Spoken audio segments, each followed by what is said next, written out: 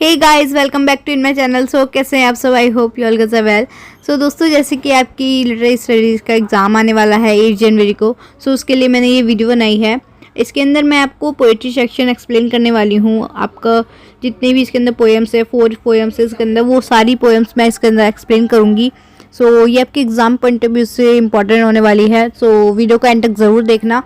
और अगर आपने अभी तक मेरे चैनल को सब्सक्राइब नहीं किया है तो चैनल को सब्सक्राइब कर लेना और साथ में बेल आइकन को भी प्रेस कर लेना, ताकि ऐसी हेल्पफुल वीडियोस आपको टाइम से मिलती रहें।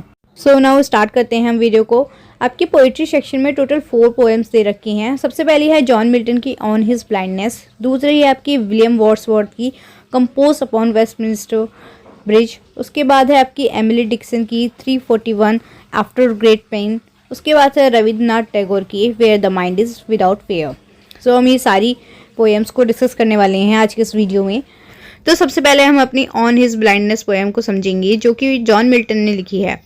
सो इस वीडियो में मैं आपको लाइन वाइज समझाने वाली हूँ। ये पोएम लाइन वाइज लिखी हुई है, इसको लाइन वाइज आपको एक्सप्लेन करूँगी। सो स्टार्ट करते हैं हम इस पोएम को। तो ये जो पोएम है ये आपकी एक सोनेट है। सोनेट पोएम वो होती है जिसके अंदर 14 लाइन्स की पोएम होती है। सो ये टोटल इसके अंदर 14 लाइन्स दी गई हैं इस पोएम के अंदर। और ये पेट्राकन सोनेट है जिसके अंदर 8 + 10 मिलाकर 14 लाइंस बनती हैं सोनेट की। ठीक है, जो स्टार्टिंग की 8 लाइंस होती हैं उसे कहते हैं ऑक्टेव, एंड लास्ट की जो 6 लाइन होती है उसे बोलते हैं सेसेट। ओके, सो ये जो पोएम है ऑन हिज ब्लाइंडनेस, ये जॉन मिल्टन ने लिखी है। जॉन मिल्टन का बर्थ हुआ था 1608 में। ओके, सो ये जो पोएम है इन्होंने उस टाइम पे लिखी थी जब वो ब्लाइंड हो गए थे। सो जो जॉन मिल्टन है वो 44 एज में ब्लाइंड हो गए थे। उसके बाद ही उन्होंने ये पोएम लिखी है ऑन हिज ब्लाइंडनेस। इस पोएम में वो बेसिकली गॉड से ये शिकायत कर रहे हैं कि उन्होंने उन्हें ब्लाइंड कर दिया है और अब वो अपने टैलेंट को भी यूज़ नहीं कर पाएंगे। उनका टैलेंट भी बहुत यूज़लेस हो गया है इस ब्लाइंडनेस की वजह से। सो अब वो किस तरीके से जो गॉड ने उन्हें टैलेंट दिया है उसका यूज़ करेंगे, और जब वो ऊपर गॉड के पास जाएंगे तो वो उन्हें अपना ट्रू अकाउंट नहीं दिखा पाएंगे। मतलब कि वो कुछ यहाँ पे इस दुनिया में बाकी के दिन जो बचे हुए हैं इनके अंदर कुछ कर नहीं पाएंगे, अपने टैलेंट को भी यूज़ नहीं कर पाएंगे, तो वो अपना क्या ट्रू अकाउंट दिखाएंगे। सो इसके ऊपर है बेसिकली आपकी पोएम। सो अब हम लाइन वाइज इस पोएम को समझ लेते हैं। When I consider how my light is spent, मतलब जब मैं सोचता हूँ कि कैसे मेरी आँखों की रोशनी चली गई। मतलब कि जॉन मिल्टन सोच रहे हैं कि कैसे इतनी जल्दी मेरी आंखों की रोशनी कैसे चली गई। एरा हाफ माई डेज, मतलब कि अभी तो मेरी ज़िंदगी के आधे ही दिन बीते हैं। मतलब अभी वो 44 की एज में जब वो ब्लाइंड हो गए थे, तो मतलब कि वो मिडिल की एज होती है जिस टाइम पे उनकी आँखें की रोशनी चली गई। सो उस टाइम पे उनकी अभी आधी ज़िंदगी बची है। सो इसी बात को कह रहे हैं, era half my days in this dark world and wide.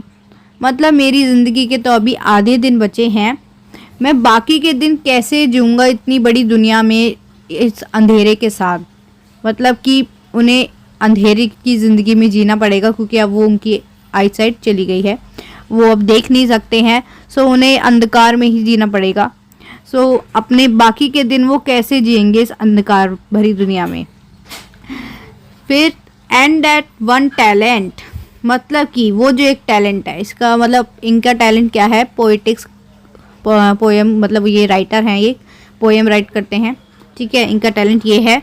तो ये कह रहे हैं and that one talent which is that to hide, मतलब कि जो इनका जो टैलेंट है एक, वो इनकी डेथ के साथ ही हाइड हो जाएगा, मतलब कि ख़त्म हो जाएगा पूरा।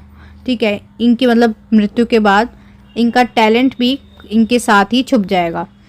और आगे बोलते हैं poet, lost with me useless, मतलब कि इनका जो ये टैलेंट है ये इनके साथ ही ठहरा रहेगा इनकी अंधकार भरी दुनिया के साथ। मतलब कि इसका कोई यूज़ नहीं कर पाएंगे वो, क्योंकि अब वो अंधे हो चुके हैं। सो वो लिखेंगे कैसे। सो वो गॉड से यही कह रहे हैं कि ये मेरे साथ ही लॉस्ट रहेगा और यूज़लेस रहेगा, इसका कोई यूज़ नहीं कर पाऊँगा मैं। Thought my soul more bent to serve there with my maker, मतलब कि मेरी जो आत्मा है वो अभी भी तैयार है मेरी जो निर्माता हैं, मतलब जो गॉड है, जिन्होंने पोएट को बनाया है, उनके लिए मेरी आत्मा अभी भी तैयार है उनके लिए सेवा करने के लिए, उनकी सेवा करने के लिए। अगर वो आदेश दें तो वो अभी प्रेजेंट कर सकते हैं उन्हें अपना सेवा, मतलब अपना सेवा भाव अभी भी उनके लिए वो समर्पित है, ये कहना चाहते हैं इसके अंदर। My true account and present my true account, मतलब वो अपना ट्रू अकाउंट दिखाना चाहते हैं, मतलब कि अपना सही लेखा जोखा दिखाना चाहते हैं, अपना जो टैलेंट है उसका यूज़ करके इस दुनिया में कुछ करना चाहते हैं, ताकि वो अपना सही लेखा जोखा ऊपर जाकर दिखा सकें गॉड को, ठीक है।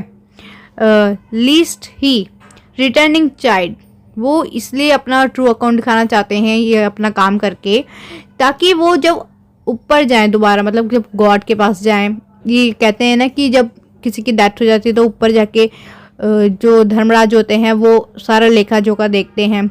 सो वो उसी चीज़ के ऊपर बात हो रही है कि लीस्ट ही रिटर्निंग चाइल्ड, मतलब कि जब वो ऊपर जाए तो वो ने गॉड डांटे ना कि तुमने कुछ नहीं करा है उनका, इसलिए वो अपना ट्रू अकाउंट प्रेजेंट करना चाहते हैं गॉड को। आगे लाइन है dot God exact deliver light denied, मतलब कि क्या गॉड अभी भी उनसे काम कराना चाहते हैं दिन रात, मतलब कि जो पोएट हैं वो ये कह रहे हैं कि क्या गॉड अभी भी चाहते हैं ब्लाइंड होने के बाद भी कि मैं अभी भी दिन रात काम करूं, जबकि मैं अब ब्लाइंड हो गया हूं, उसके बाद भी क्या मैं काम करूं। उसके बाद जॉन मिल्टन जी हमारे ये क्वेश्चन करते हैं, I fondly ask but patience to prevent, मतलब वो क्वेश्चन पूछते हैं ये वाला, ये जो पूछ रहे हैं इतनी देर से कि मैं ब्लाइंड हो गया हूँ तो अब मैं किस तरह कैसे करूँगा सब कुछ। सो ये सब पूछते पूछते वो अचानक से पेशेंस के थ्रू रुक जाते हैं, मतलब कि वो धैर्य बांध लेते हैं और फिर रुक जाते हैं, ये क्वेश्चन नहीं पूछते हैं। और उसके बाद that murmur soon replies God doth not need, तो उसके बाद जो वो सोच विचार कर रहे थे अपने मन में, जो बड़बड़ा रहे थे ये सारी चीज़ें, तो उसमें से ही निकल के आया उनको एक जवाब, मतलब उन्हें एक रिप्लाई मिला अपने आप से ही कि गॉड जो हैं उन्हें इन सारी चीज़ों की ज़रूरत नहीं है। आइदर मैन वर्क्स और हिज ओन गिफ्ट्स, मतलब कि गॉड को किसी भी मनुष्य के जो काम होते हैं उनकी कोई ज़रूरत नहीं है, उनको मतलब उस चीज़ से कोई मतलब नहीं है, वो कोई काम नहीं करवाना चाहते हैं, ना ही गॉड को कोई गिफ्ट चाहिए।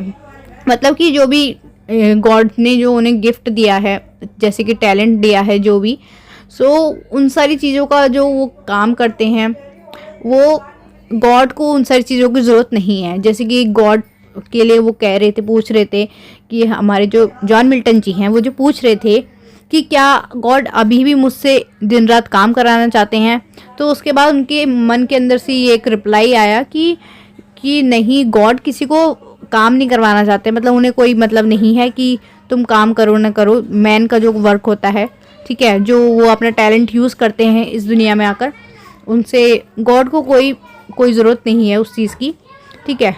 उसके आगे है who best bear his mild yoke, मतलब कि जो लोग, मतलब जो भी चैलेंजेस फेस करने पड़ते हैं इस दुनिया में आकर, जो भी जितनी भी अच्छी बुरी चीज़ें होती हैं, गॉड जो भी हमारी भाग्य में लिखते हैं अच्छी बुरी, उन सब चीज़ों का जो सामना करते हैं अच्छे से, जो उन सारी चीज़ों को फेस करता है, उन सारी चीज़ों से लड़ता है, उसको ही दे सर्व हिम बेस्ट, गॉड उसकी सेवा को ही मानते हैं, मतलब कि गॉड वही अपने लिए वही सेवा मानते हैं जो लोग अच्छे बुरे को अच्छी तरीके से हैंडल कर लेते हैं, मतलब अच्छे से उस चीज़ से लड़ पाते हैं। सो गॉड उन्हीं लोगों से मतलब कि खुश रहते हैं, ठीक है। They serve him best his state his kingly, मतलब कि उन्हें इन सारी चीज़ों की ज़रूरत नहीं है क्योंकि वो खुद ही मतलब राजाओं के राजा हैं। हिज स्टेट हिज किंगली, मतलब वो राजाओं के राजा हैं, उन्हें किसी भी चीज़ की ज़रूरत नहीं है। 1000 एट हिज बिडिंग स्पीड, मतलब कि उनके एक इशारे पे 1000 ऑफ, मतलब जो देवदूत हैं उनके, वो सब कुछ भी कर सकते हैं, मतलब कि कोई भी चीज़ लैंड में, ओशन में, कहीं तक भी कुछ भी चीज़ पहुंचा सकते हैं, कुछ भी कर सकते हैं बिना रुके, विदाउट रेस्ट, उन्हें कोई रेस्ट की भी कोई ज़रूरत नहीं है। उन्हें मतलब कि इन सारी चीज़ों की ज़रूरत नहीं है कि गॉड हमसे काम करवाए, गॉड हमसे काम कराना चाहते हैं, इस चीज़ की उन्हें ज़रूरत नहीं है। ये जॉन मिल्टन जी कह रहे हैं ऐसा। They also serve who also stand and wait, मतलब कि ये मतलब कह रहे हैं जॉन मिल्टन जी कि गॉड सिर्फ ये उन लोगों की भी सेवा मान लेते हैं जो लोग वेट करते हैं अपनी बारी आने का, ठीक है। मतलब कि अपनी टाइम आने का, जिस टाइम उनके साथ अच्छा होगा, जो उस चीज़ के लिए इंतज़ार करते हैं, उस चीज़ को फेस करते हैं, सो गॉड उनकी सेवा मानते हैं अपने लिए, ठीक है।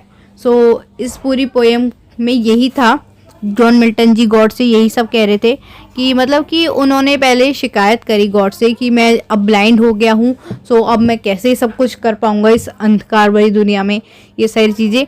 और उसके बाद उन्हें एंड में रियलाइज़ हो गया कि गॉड को मतलब इन सारी चीज़ों की ज़रूरत नहीं है, गॉड उनकी सेवा मानते हैं जो खुद के लिए इंतज़ार करते हैं अच्छे समय की, ठीक है।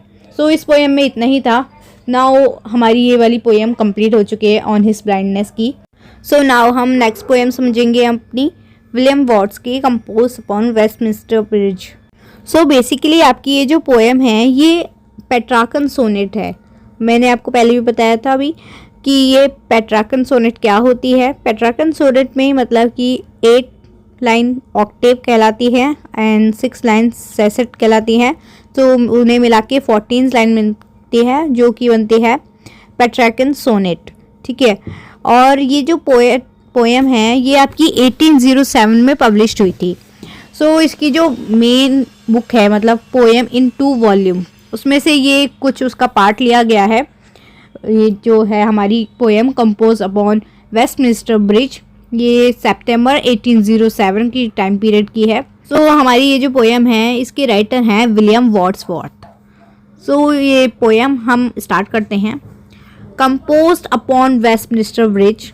सो बेसिकली आपकी जो पोएम है ये कंपोज करी गई है वेस्टमिंस्टर ब्रिज के ऊपर, जो कि है थेम्स रिवर के ऊपर लंदन में, ठीक है। सो इस पोएम में जो हमारे पोएट हैं विलियम वर्ड्सवर्थ, वो लंदन के ये वेस्टमिंस्टर ब्रिज के ऊपर खड़े हैं, मतलब टेम्स रिवर के ऊपर जो ये ब्रिज है वेस्टमिंस्टर ब्रिज, इसके ऊपर खड़े होके लंदन सिटी को देख रहे हैं। सुबह के टाइम, अर्ली मॉर्निंग का टाइम है ये। तो स्टार्ट करते हैं हम अपनी पोएम को, इसको हम लाइन वाइज समझेंगे। अर्थ हैज़ नॉट एनीथिंग, मतलब कि अर्थ के पास कुछ भी नहीं है। टू शो मोर फेयर, इससे ज़्यादा सुंदर दिखाने को, मतलब जो हमारे पोएट हैं विलियम वर्ड्सवर्थ ये कह रहे हैं कि जो अर्थ है, अर्थ के पास इससे ज़्यादा सुंदर चीज़ नहीं है दिखाने को। मतलब कि पोएट कह रहे हैं वो जो नज़ारा देख रहे हैं उससे ज़्यादा सुंदर कुछ भी नहीं है, मतलब अर्थ के पास उससे ज़्यादा सुंदर कोई नज़ारा नहीं है। आगे देखते हैं। Dull would he be of soul who could pass by a sight so touching in its majesty, मतलब कि पोएट कहते हैं कि वो इंसान बिल्कुल ही डल होगा, मतलब उसकी जो सोल है वो बिल्कुल डल होगी, बेकार होगी, निहायती बेकार टाइप की होगी, जो कि इस सुंदर और भव्य नज़ारे को देखे बिना इसके पास से गुजर जाएगा। ये जो हार्ट टचिंग ये जो नज़ारा है इसे देखे बिना अगर वो चला गया तो बिल्कुल ही डल और बेकार इंसान होगा, उसकी आत्मा बिल्कुल ही डल होगी, ये कह रहे हैं। आगे देखते हैं। This city now doth like a garment wear, मतलब कि सिटी, इसमें सिटी कौन सी सिटी बोली गई है, इसमें सिटी बोली गई है लंदन सिटी को, ठीक है, क्योंकि जो हमारे पोएट हैं विलियम वर्ड्सवर्थ वो लंदन सिटी को देख रहे हैं यहाँ से। So this city now doth like a garment wear, मतलब कि ये जो सिटी है अभी सुबह के टाइम पे, अर्ली टाइम पे ऐसी लग रही है जैसे इसने कोई गारमेंट पहन लिया हो, मतलब कि कोई रंग बिरंगे कपड़े पहन लिए हों, क्योंकि सुबह का टाइम है तो सब कुछ एकदम सुंदर नज़ारा होता है। आप समझ सकते हैं जब एकदम सनराइज़ होता है तो कितना सुंदर मोमेंट होता है, अर्ली मॉर्निंग का टाइम है। सो जो हमारा पोएट है उसे लग रहा है जैसे इस सिटी ने कोई गारमेंट पहन लिया हो, कोई रंग बिरंगे कपड़े पहन लिए हों, जो बहुत ही ज़्यादा सुंदर लग रहा है। आगे देखते हैं, इसके अंदर लिखा है the beauty of the morning silent and bear.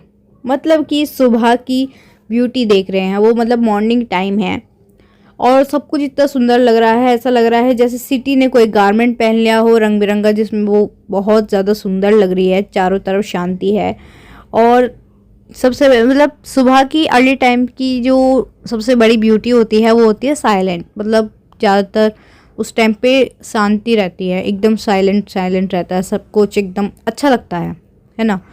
सो वही बोल रहे हैं poet, silent and bare ships towers and domes, theaters and temple lie open unto the fields and to the sky।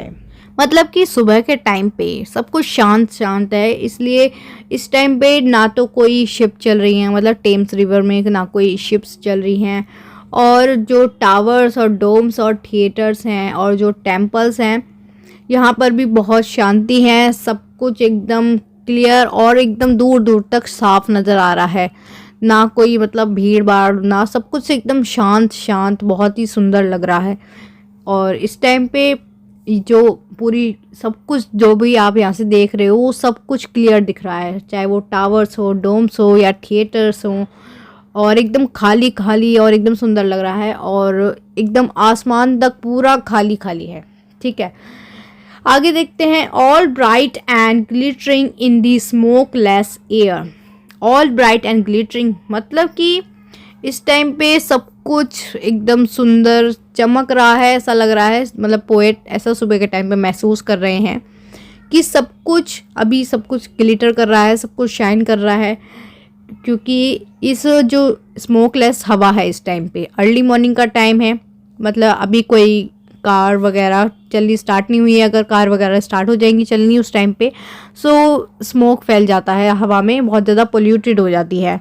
तो सुबह के टाइम होती है ना, एकदम फ्रेश एयर होती है, तो उस टाइम पे सब कुछ क्लियर और एकदम चमक रहा है, सब कुछ ग्लिटर एकदम ब्राइटली एकदम साफ दिख रहा है और बिल्कुल चमक रहा है सब कुछ स्मोकलेस एयर में। ठीक है, आगे है, never did sun more beautiful steep.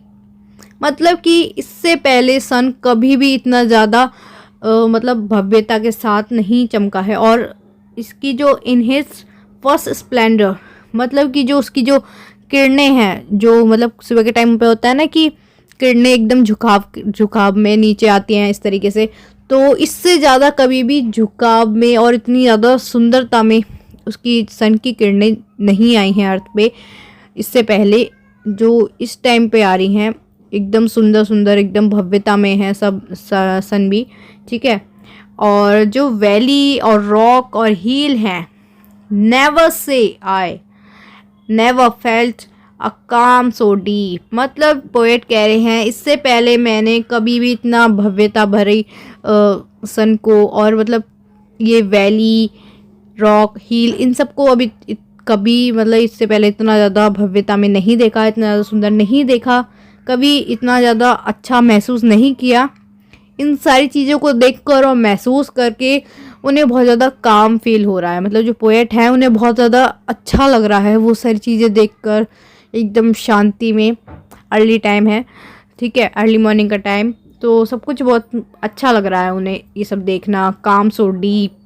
ठीक है, आगे है, the river glide at his own sweet will. मतलब ग्लिट मतलब होता है जो रिवर की जो वो होती है ना प्रवाह होती है पानी का। ठीक है, वो मतलब इसमें कह रहे हैं जो रिवर है, टेम्स रिवर है, वो अपने ही मन की मतलब जितनी मर्जी स्पीड में बहना चाहे उतना ज़्यादा अपने मन से बह रही है। मतलब कोई रोक टोक नहीं उसके अंदर, मतलब कोई शिप वगैरह नहीं चल रही है, इस वजह से वो अपने ही प्रवाह में है। ठीक है, आगे है, डियर गॉड, हे प्रभु, the very house seem asleep. मतलब कि हे भगवान, अभी ऐसा लग रहा है जैसे अभी सारे घर भी सोए हुए हो। ठीक है, and all that mighty heart is lying still. मतलब जितने भी माइटी हार्ट है, मतलब स्ट्रॉन्ग हार्ट है, जो भी लोग हैं, जो लोग काम करते हैं और घर से बाहर निकलते हैं, इधर उधर जाते हैं, वो सब अभी लग रहा है कि वो सब भी अभी लेटे हुए हैं। ठीक है, सो यही तक थी ये पोएम और आई होप आपको ये पोएम समझ आ गई होगी। नाउ हम नेक्स्ट पोएम समझते हैं अपनी एमिली डिक्सन की 341 आफ्टर ग्रेट पेन। सो इस पोएम की राइटर हैं एमिली डिक्सन। जो एमिली डिक्सन थी उन्होंने इस पोएम के अंदर ये बताने की कोशिश की है कि जब कोई इंसान किसी ट्रॉमा से गुजरता है, कोई पेन मतलब किसी अपने को खो देना या फिर अपने किसी दोस्त से लड़ाई हो जाना या किसी भी तरीके का पेन, जब उस ट्रॉमा से गुजरता है वो इंसान, सो उसे किस तरीके की फीलिंग आती है। वो एकदम मतलब ज़िंदा रहकर भी ज़िंदा लाश की तरह रहता है। सो उसके अंदर से वो किस तरीके से मूव ऑन करना चाहिए, ये सारी चीज़ें उसके अंदर बता रखी है इस पोएम के अंदर। सो हम लाइन वाइज समझ लेते हैं इस पोएम को। आफ्टर ग्रेट पेन मतलब कि जब कोई इंसान किसी ग्रेट पेन से, कोई बड़े ट्रॉमा से गुजरे, अ फॉर्मर फीलिंग कम। सो उस पेन के गुजरने के बाद एक फॉर्मल फीलिंग आती है, मतलब एक रिलीफ मिलता है जब वो उस पेन से गुजर जाता है। उस बड़े से पेन से, बड़े से ट्रॉमा से गुजर जाने के बाद एक अलग ही फॉर्मल फीलिंग आती है, मतलब कि बहुत रिलीफ मिलता है। The nerves sit ceremonious like tombs. जो हमारी नर्व्स होती हैं जब हम पेन में होते हैं, सो हमारी नर्व्स भी इस तरह बैठ जाती है, एकदम शांत हो जाती है कि जैसे कि हम किसी की डेथ में जब जाते हैं, मतलब कवर की तरह एकदम शांत हो जाती है, मतलब बैठ जाती है कवर की तरह। ठीक है, तो द शिफ्ट हार्ट क्वेश्चन मतलब जो हमारा एक पत्थर दिल हो जाता है उस पेन के बाद। वॉज इट ही दैट बोरो मतलब कि इसमें ये बोलना चाहती है जैसे कि जब जीसस क्राइस्ट को सूली पर लटकाया गया था उस टाइम पे, तो जितना दर्द उन्हें हुआ था, क्या जब कोई इंसान किसी ट्रॉमा में होता है, किसी पेन में होता है, तो क्या उसे भी उतना दर्द होता है? वो जो इंसान उस टाइम में पेन में होता है, तो वो इंसान ये चीज़ सोचता है कि क्या इतना दर्द है उसके पास, मतलब जितना उन्हें दर्द हुआ होगा जीसस क्राइस्ट को।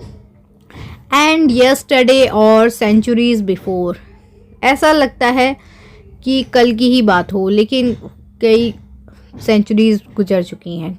मतलब कोई जब पेन होता है, कोई ट्रॉमा होता है, वो भले ही चला जाए वक्त के साथ वो ख़त्म हो जाए, लेकिन वो कहीं ना कहीं हमारे अंदर रहता ही रहता है। वो पेन पूरी तरीके से ख़त्म नहीं होता है। तो वो पेन जब हम सोचते हैं उस चीज़ के बारे में, उस जो हमारे साथ ट्रॉमा हुआ होता है या जो प्रॉब्लम हुई होती है उसके बारे में सोचते हैं, तो हमें ऐसा लगता है कि जैसे कल की ही बात हो। तो ये इसमें वही बता रही है, जैसे कि ऐसा लग रहा है कि कल की ही बात हो, लेकिन सेंचुरीज हो चुकी हैं उस बात को।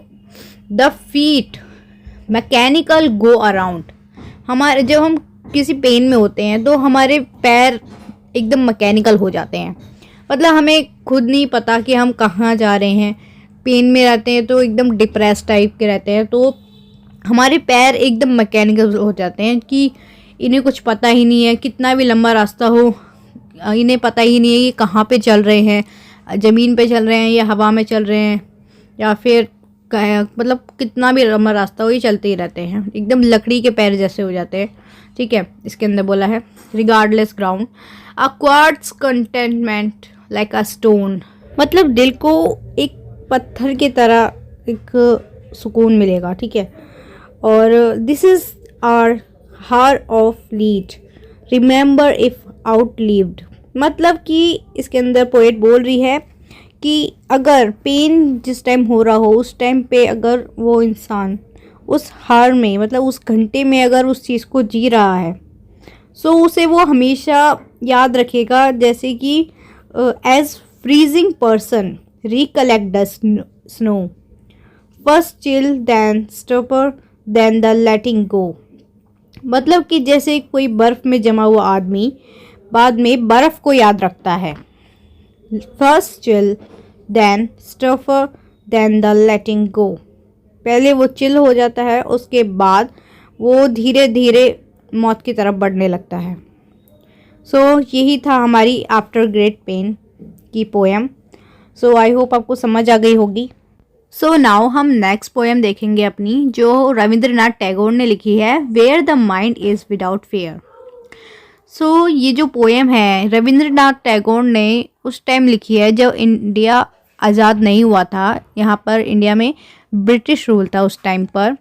सो रविंद्रनाथ टैगोर ने ये पोएम ये सोच के लिखी है कि जब हमारा देश आज़ाद हो जाएगा तो एक नई सोच जो होनी चाहिए हमारे इंडिया में, क्या क्या चीज़ें होनी चाहिए हमारे इंडिया में आज़ाद होने के बाद, ये उस नई सोच के ऊपर है ये पोएम पूरी। ठीक है, कि क्या क्या पोएट चाहते हैं हमारे इंडिया में हो। सो लाइन वाइज हम समझ लेते हैं इस पोएम को। Where the mind is without fear and head is held high. Poet कह रहे हैं कि हमारे देश में किसी को भी किसी बात का डर ना हो। मतलब कोई भी ये नहीं है कि कोई इंसान डर के जी रहा हो, किसी डर में जी रहा हो। ब्रिटिश जब रूल था इंडिया में, सो इंडिया में बहुत ज़्यादा लोग बहुत डर के रहते थे, डर वाली फीलिंग रहती थी हर टाइम, क्योंकि अंग्रेज बहुत ज़्यादा अत्याचार करते थे उस टाइम पे। सो उसी बारे में उस चीज़ को लेकर ही इन्होंने बोला है कि किसी को किसी बात का डर ना हो और हमारे लोग सर उठा के जिए। इंडिया के लोग एक रिस्पेक्ट के साथ जिए, एक रिस्पेक्ट होनी चाहिए। नाउ नेक्स्ट इसमें लिखा है, वेयर नॉलेज इज़ फ्री। मतलब कि जहाँ पर नॉलेज इज़ फ्री का मतलब है कि जहाँ पर शिक्षा फ्री हो, मतलब अमीर गरीब ना देखा जाए, सारे बच्चों को शिक्षा मिलनी चाहिए। ठीक है, कोई भी नहीं छूटना चाहिए, सबको शिक्षा मिले। और शिक्षा ये नहीं है कि अमीर गरीब की वजह से, पैसों की वजह से मिल ना पाए, सबको फ्री शिक्षा मिले। और where the world has not been broken up into fragments by narrow domestic walls. मतलब कि हमारा जो देश है वो टुकड़ों में ना बटा हो, मतलब अलग अलग ना हो, एक साथ हो।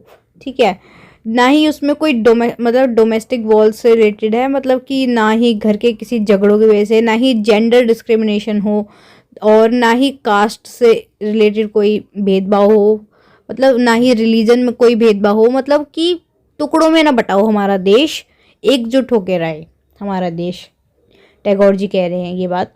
Where words come out from the depth of the truth. मतलब जहाँ पे वर्ड्स एक सच्चाई से निकले, मतलब कि जहाँ पे लोग झूठ ना बोले, झूठ का रास्ता ना चुने, सच्चाई का रास्ता चुने, जहाँ लोग सच बोले, मतलब ऐसा देश होना चाहिए। ठीक है, where tireless striving stretches its arms towards perfection. मतलब जहाँ पर जो लोग वर्क करें, मतलब हार्ड वर्क करें, तो वो चीज़ उनकी परफेक्शन में बने, मतलब पूरी परफेक्ट बने।